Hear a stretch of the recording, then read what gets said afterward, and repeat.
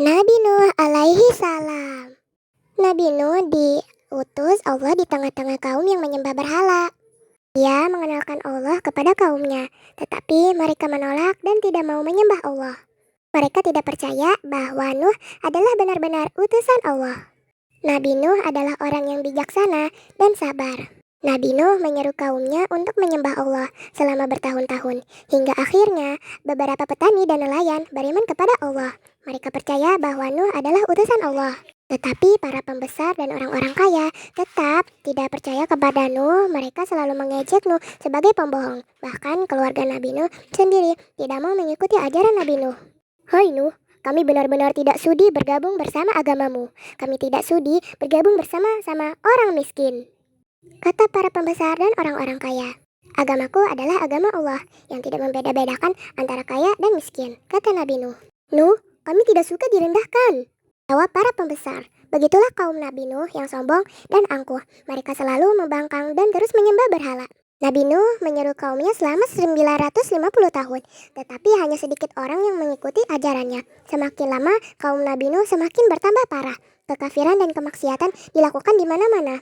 Nabi Nuh pun memohon petunjuk kepada Allah. Tak lama, Allah menyuruh Nabi Nuh membuat perahu di sebuah bukit.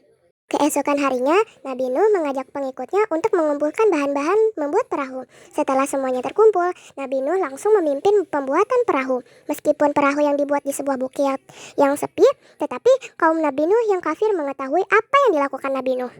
Lihatlah apa yang dilakukan Nuh, dia membuat perahu di bukit. Hahaha, kata kaum Nabi Nuh. Mereka yang durhaka itu mengejek Nabi Nuh, tetapi Nabi Nuh dan pengikutnya terus bekerja menyelesaikan perahunya.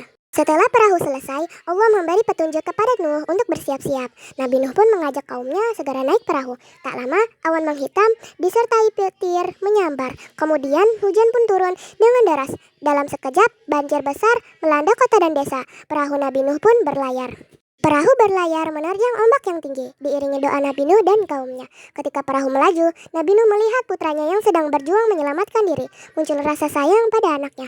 Kanan, ayo, naiklah, nak, teriak Nabi Nuh. Tidak, aku akan terus berenang hingga aku mencapai bukit yang di sana. Saya harus aman, kata Kanan arogan. Nuh merasa sedih dan tak berdaya. Akhirnya, Nuh berserah diri. Kemudian Allah menyampaikan wahyu kepada Nabi Nuh untuk menenangkan dirinya terhadap apa yang dilakukan anaknya. Tak lama, badai besar berhenti. Banjir pun mulai surut. Nabi Nuh dan kaumnya selamat dan bersyukur kepada Allah. Mereka semakin yakin dengan ajaran yang dibawa Nuh. Mereka pun semakin taat untuk menyembah Allah.